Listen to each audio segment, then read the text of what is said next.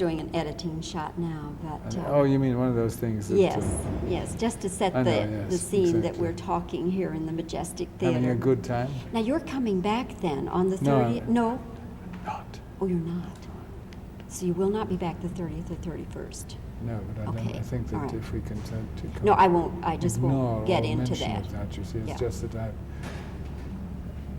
try and keep that a secret between okay. ourselves, All right. because I'm stopping off Yeah. the event. Yeah, okay. And then I will, of course, be adding commentary with a lot of the nitty-gritty as far as the ticket. Angeles. Okay, And you ready to Victoria. start? Okay. All right, Mr. Mason, first of all, I want to welcome you to Dallas because the last time we talked was in New York during the verdict. And so it's nice for me to have the opportunity to welcome you to my city. So, thank you. Very much. I remember meeting you there in that little room, you know, Yes. the little row of little cubby holes where we all Yes. lined up. Yes. This project, I've been following it now for some little time, of putting as much of that original footage back into A Star is Born. But some people might ask, Mr. Mason, why they've gone through this laborious process to try to put the 27 minutes back in. Well, there's a growing feeling, not only in this country but elsewhere in the world, but let's settle on this country, that the old films, and some of the old films, are really valuable things, something which should be preserved and restored. You know, treated like old masterpieces or treated like first editions or whatever you like to call it. I am in accord with them on that because I found that the old films, not only because I was there myself, but many of the old films are more interesting to me than the new films. And so I congratulate them on this effort. That was somebody coming out of the door. Yes. Anyhow, to go on. And and this particular film, although it was not listed as a success at the beginning because we spent more money on the film than they actually took in at the box office on the initial opening. And many people think that the reason why it didn't take enough money on its original opening was the decision made by the Warner Brothers to cut it from its original length. People who saw it at that time at its original length thought it was absolutely marvelous. And then when we went to see it opening in Hollywood, it had some faults of continuity. And having now seen the original or the restored version, I can understand exactly why we felt that disappointment. Not only were some of the nicest scenes cut out, we thought never to be seen again, but the continuity makes much more sense and is a much more exciting film than it was originally. Excuse me just a minute. Pam, would you go down and ask them, please, because this, you did not see it in its full 3-hour length? No, I didn't. I mean, not having anything to do with the production. I was not the producer or the director of this film, or I didn't have any important position in the making of the film. I didn't go to the preview, not premiere, but preview. And that's where it was 3 hours. That was the only time when it was somewhere over 3 hours, yes. Uh-huh. But the Warner Brothers didn't have the guts, courage, initiative, whatever you like, cool, to be able to put it out with an intermission, because at that time there'd only been one film with an intermission. That was Gone with the Wind, which we all remember. But they didn't have the same confidence in this film, evidently, that MGM had in Gone with the Wind. And I'm not saying that it's a film with the same universal appeal as Gone with the Wind, but it's a great film of its style. That is to say, the romantic, light-hearted musical. This is the best that I can think of, even though I'm part of it myself. I have no right to boast. But I was very flattered, or it gave me a great feeling of pride that our film was the first one that they decided to doctor up in this way. Not doctor up, that's not right. Preserve, restore, give all this special treatment to. And there'll be others, of course. And everybody, many people in my position in Hollywood who had no authority to say, stop, don't do that, you're spoiling the film. We often feel like that. Now, fortunately, we may be able to see our spoiled films restored. And even the ones that don't have to be restored in that way, they'll be taken care of so that future generations will be able to see them. There's so many films, you know, you talk to somebody in the industry and you say, that was a wonderful film that you did. I'm talking to a director, she will say, and he'll say, I made some inquiries to see if there were any copies of that film. Gone. Even the negative, destroyed. Gone for good, you know. Well, from now on, with this renewed interest, that won't happen anymore. That's good to hear. During the making of that film, well, to back up, Judy Garland had not made a film for about 5 years when Right. she came in to A Star is Born. Yes. And she'd been having a lot of problems, emotional problems, and even during that time, as I understand it, there was a suicide attempt. Now, Not during that time. no, prior. But during the 5 years before. Yes. Yes, she had attempted suicide. Now, when she came back into films after being away 5 years, there were ups and downs. Could you describe what it was like working with Judy during this time? Sure, as far as I was concerned, she was just dandy. I mean, she was the greatest person I'd ever had to work with because one was stimulated by her presence. Greatest person to work with, to cooperate with, because she was witty, she was sharp, she understood, she was sophisticated, she was lovely, she was just great. She had, as far as I could see, she only had one fault, and that was that during her young period when she was at MGM, she was such an energetic, excitable person that she couldn't go to sleep at night. And so they said, well, why don't you take a sleeping pill? And then in the mornings, perhaps she couldn't make the early morning on the stage, and they say, well, this little pill, you know. And I've learned from other sources that they actually encouraged this habit. So the poor girl was stuck for a lifetime with a very dangerous and bad habit. But as far as we were concerned, I thought it was negligible, because during the whole period that I was working, which was, I suppose, about 8 or 10 weeks, there was really no trouble, except that sometimes she would be in good working order at 11 o'clock rather than 9 o'clock in the morning. But so what? Because if you took her, you had to pay for her. You had to pay for her. She wasn't being paid much money, and therefore you had to make some other little sacrifice to get this priceless jewel. That's the way I look at her, because I regard her as one of the greatest stars that the American cinema ever had.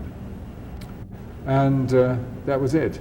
Then I think they had a little more difficulty, perhaps, just because they were dealing with this finely tuned artist. When they broke after that, because they decided to put in 2 marathon musical numbers. One was Born in the Trunk, and the other one was Lose That Long Face, which had been cut in the previous version and which you will now see restored. And this took a lot of work, enormous amount of work, and more difficult decisions to make, not concerning her necessarily, but I noticed on the credits, and I'd never noticed it before, that they actually had a new art director. All the scenes for these 2 long musical numbers were by an entirely different art director. There's a striking difference of style. But it's been so exciting, I can't tell you how exciting it has been, to see this film in this new condition in New York and Washington. New York particularly, because New York is a city of a multitude of film buffs. And it's greatly to the credit of these buffs that such a movement in favor of restoration has come about. They're the ones who go to theaters and say, hey, can't we see Star is Born again someday? And all these requests led to a knowledge, word of mouth knowledge that this was a most sought after film. And these same buffs would say, hey, one of the scenes was missing tonight. I want my money back, And they were the ones who started it. You, of course, were nominated for an Oscar that year, and that was the year that Marlon Brando won for On the Waterfront. But my goodness, what competition you had! Bing Crosby, Humphrey Bogart, Crosby for a No. Country Girl. Yes, Was Bogart there too? and Bogart for Kane Mutiny. Hmm. Oh, yeah. Yes, I looked it up to refresh my Yeah. own memory. So you had extraordinary competition that year. I wonder, Mr. Mason, in the overall view of the films you have made, where do you place A Star is Born? Is it in your top 5 or middle range or where? Oh, it's certainly in the top 5. My favorite film of all the ones I ever made was one called Odd Man Out, which I had made in England before I came for the first time to the United States. And then after that, it was a toss-up, as far as I was concerned, between Five Fingers, which was a very good film, and A Star is Born, because Star is Born is a really great romantic film, different from anything else I ever did. Because most of my other films, they were rather more acerbic, or rather drier, shall we say. And did you remain close friends with Judy Garland then throughout her lifetime? Well, you know how it is in our business. It's not always easy to remain close friend. I mean, I remained close friend in my heart, of course I did. But I didn't see much of her because she moved around and I moved around in different directions. And so it was very rarely that we met, actually. But you did participate in her eulogy, did you not? I spoke her eulogy, Yes, yes. And do you remember what you said at that time? Any of what you said? Well, I remember the main point that I made in the eulogy was that on occasions such as this, when people come to rather tragic ends and life starts to fall away, then the thing for us to remain, to hold on to, is the image that made us love her. And that's what I think of when I think of Judy, and that's what I was thinking of when I made the eulogy, was this was a divine woman, and she had these wonderful qualities. Great artist, wonderful singer, and a witty woman, all the things that I admire most. And that's what I think of when I think of Judy. I mean, if I need to, then I will think of the history of her that I read in the papers, which was not very encouraging. But that's it. That's what Judy remains for me. Do you have a favorite memento, like a pic? Oh, okay. In 3, 2, 1. Okay, and originally, you know, one of the reasons they gave for cutting it was that the theater owners wanted it cut so they could get an extra screening in each day. But were there, well, you already said that Warner's didn't have the courage to put in an intermission. But do you think it was just that Warner Brothers sort of acquiesced to the theater owners? No, I don't think that it was the theater owners who should bear the guilt. Oh, well, of this fine, let act. me ask you that then when he's got the tape Right. rolling. Because that's the reason that is given most frequently, is that the theater owners put up a howl about it. And that's why Well, Warner's... that's partly true, of course. Yeah, okay. But it's not the way it's not the emphasis. Okay. Mr. Mason, as I understand it, one of the reasons they cut the film originally was that the theater owners didn't like a 3-hour feature. They would rather have a shorter one, then they can get in an extra screening and make more money each day. Is that the main reason they cut the film? Well, that was true. I mean, that was a rule, naturally, that they like to have the opportunity to give as many showings as possible, or give it, or have another film which is shown part of the time. But everybody knew that, and everybody who was inclined to make a long film would bear that in mind when they were making it. So when they made this film, they knew that they were making a long film, and they presumed that the distributors and the theater owners would make the proper allowances so that they could fit this in, no matter how many showings they wanted. And Sid Luft is quoted as having put the blame on not Jack Warner. He thought that Jack Warner did rather a brave job supporting him in the production of this film throughout, but on Harry Warner, who sat back there like a great black beetle and counted the money. And he was the one who wouldn't give way, because he wanted to see that all the theaters could show this in extra time or whatever, you know. But that was it. It certainly had nothing to do with Sid Luft, nor with, above all, with George Cukor, who was the maker of this film. And he, of course, was deeply hurt when he happened to be making another film, unfortunately, in India at that time. Otherwise, he would have been kicking up a fuss in Hollywood when this was going on. But he couldn't do so then because he was away. But he was deeply hurt. So much so that when Faye started talking about, Faye Kennan started talking about reconstructing it and putting it back together, George didn't want to hear about it because he was still carrying the hurt. But eventually, after a lot of talk from her, he consented to go to one of the runnings of a trial section, of a trial sequence that they had put together. And just before that showing took place, he died. Unfortunate, most unfortunate. Yeah. Now, we don't have the entire thing. There are still some little missing parts, aren't there? Yes, when Faye comes along, you'll be able to get a more exact description of what was done. But what is really rather fascinating for people who have no connection with the film at all will be to see what they did on these occasions, because all they had in it in its entirety was the stereophonic soundtrack. And there were certain sequences which, for some reason or another, have gone completely. And but they had some stills. And so what they've done is that they've done what many documentary people do. That is to say, they allow the camera to zoom up onto a part of a still and then drag across it like this. All the time, the music and the original soundtrack is going on, and it makes perfect sense. There are one or two things naturally that we, the actors, or we, the people who know the story intimately, miss, because we'd like to have seen the particular reaction of one of the actors to this moment instead of just seeing still. But it's very effective, very effective. So much so that I'm sure that many people will take it up as a little extra gimmick when they're making, in their original making of a film.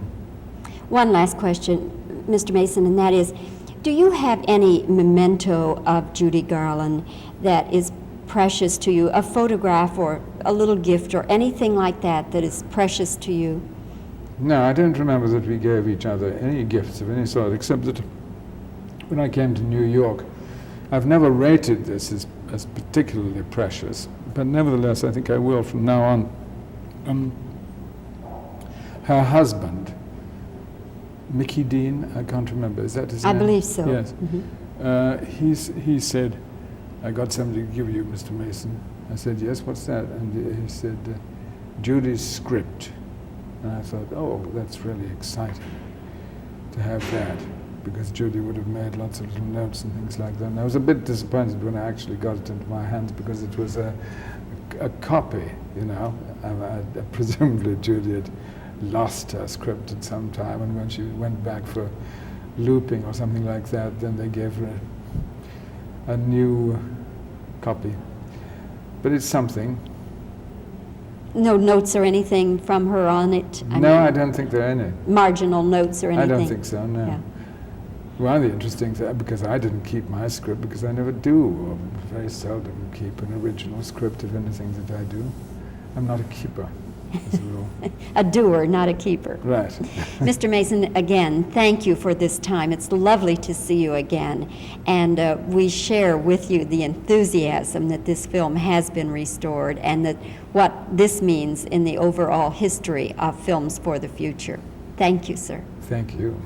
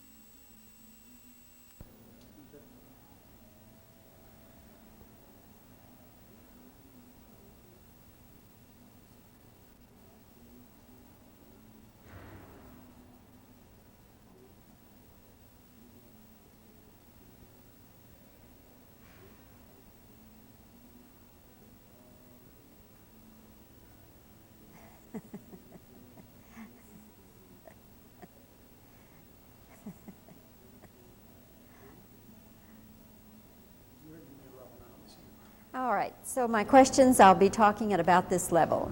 All right, okay. Why is it important? Why is it important to restore the lost 27 minutes?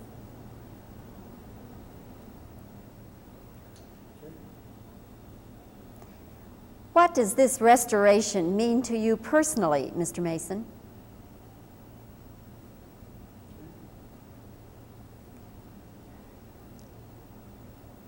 What were the reasons for cutting the 27 minutes out in the first place? Were there other reasons for the cuts?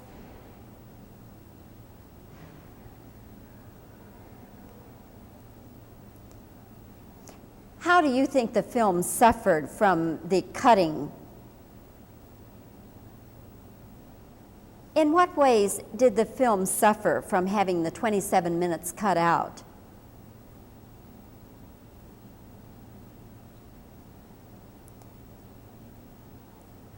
How would you describe working with Judy Garland at this particular time?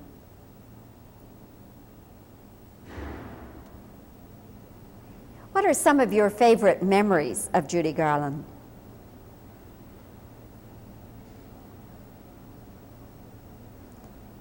What do you think it was that made her suicidal? Was it the fact that she was taking drugs to calm her down and then to pep her up?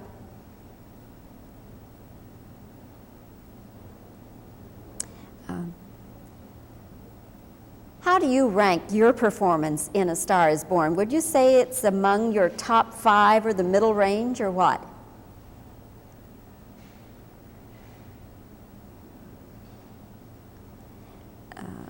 Okay. You spoke and you gave I can't say, eulogy, I can't. When you gave the eulogy for Judy Garland, what did you most want to say about her? I'm going to do that again. When you gave the eulogy for Judy Garland, what did you most want to say about her?